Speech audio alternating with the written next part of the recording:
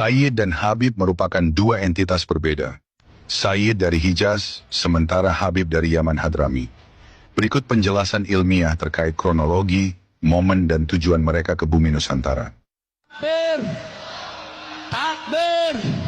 Siap ganyang begal nasab! Siap ganyang begal nasab! Siap usir begal nasab! Takbir! Sahabat Puja Sumatera. Kiai Haji Agus Sunyoto, sejarawan NU dan penulis Atlas Wali Songo, menyebut Islam masuk ke Nusantara sejak abad 7 Masehi di era Kerajaan Kalingga.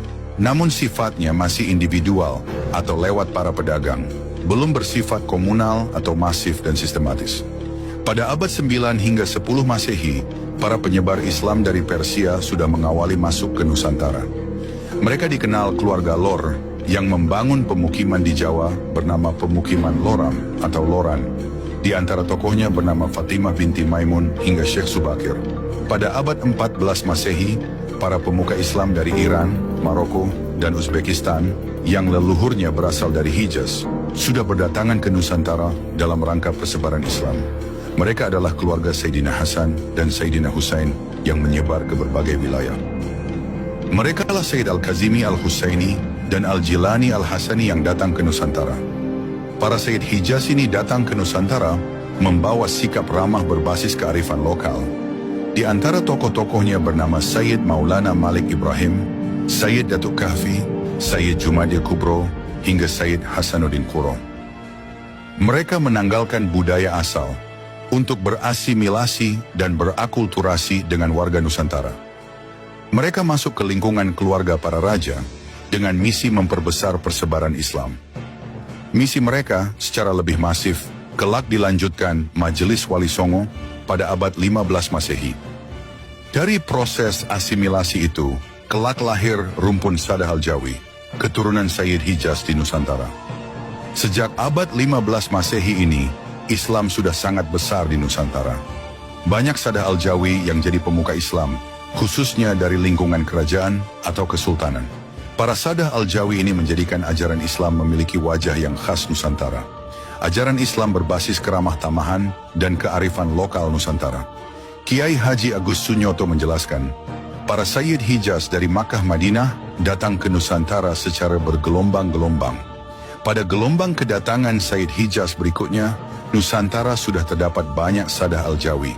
Kedatangan Sayyid Hijaz pada gelombang berikutnya ini sudah mendapat sambutan hangat kalangan Kesultanan Nusantara. Pada 1990 Masehi atau akhir abad ke-18 Masehi, konflik besar terjadi di Makkah, Madinah atau Hijaz. Konflik ini disebabkan gerakan pemurnian kaum Wahabi di Makkah. Para Sayyid banyak yang dieksekusi dan diburu kaum Wahabi. Walhasil para Sayyid dari Hijaz ini mencari suaka hidup di Nusantara. Para Sayyid dari Hijaz ini ditampung dan dicarikan tempat oleh pemimpin kala itu, yaitu Sultan Hamengkubuwana II. Oleh Hamengkubuwana II, mereka diberi tempat untuk hidup di sekitar Jogja. Tempat ini kelak dikenal dengan istilah wilayah Sayyidan. Para Sayyid dari Hijaz itu hidup di kampung Sayyidan ini. Sultan Hamengkubuwana II adalah kakek dari Pangeran Diponegoro. Kelak ketika Pangeran Diponegoro mengangkat senjata pada tahun 1825 sampai 1830 Masehi, para Sayyid dari Hijaz yang berada di kampung Sayyidan ini ikut mendukung perang yang dikomandoi Pangeran Diponegoro tersebut. Saat Pangeran Diponegoro kalah perang dan ditangkap Belanda pada 1830 Masehi, para Sayyid dari Hijaz beserta para pengikut Diponegoro lainnya tak mau menyerah.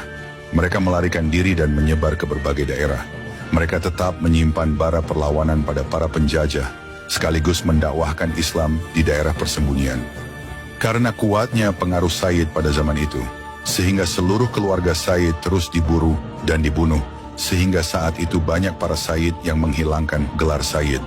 Mereka sembunyi dan banyak yang menyebar ke seluruh Nusantara, seperti Sumatera dan lainnya.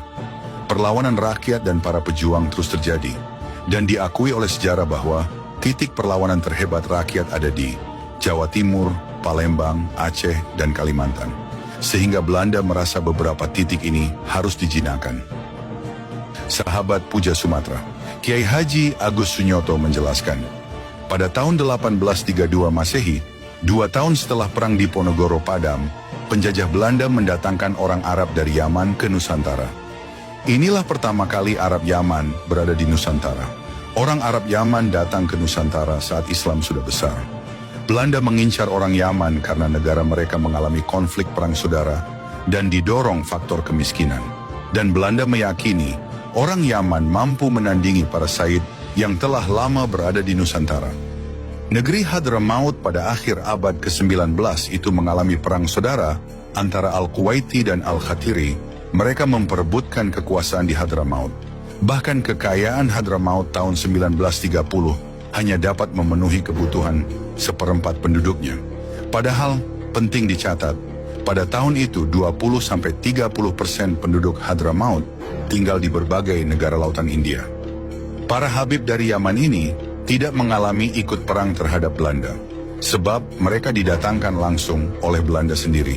Di Nusantara, Habib dari Yaman diangkat Belanda menjadi kapitan Arab, mufti, dan sejumlah jabatan administratif penting lainnya. Komunitas ini disiasati oleh pemerintah kolonial dengan membuat basis kependudukan di kawasan-kawasan tertentu atau kawasan terkuat perlawan rakyat pribumi terhadap Belanda yang disebut Kampung Arab. Keberadaan Kampung Arab ini bisa dijumpai di beberapa pulau di Indonesia. Di Jawa, keberadaan mereka ada di Jakarta, Pekalongan, Tegal, Cirebon, Jember, Bondowoso, Pasuruan, Malang, Gresik, dan lain-lain. Di Bali ada di Singaraja. Di NTB kaum Arab berbasis ada di Sumbawa. Sebaliknya, di NTT mereka berkerumun di Kupang dan Sumba. Di Sumatera mereka berkoloni di Palembang, Deli Serdang, Jambi, dan Aceh. Di Kalimantan, Kampung Arab dijumpai di Banjarmasin dan Pontianak.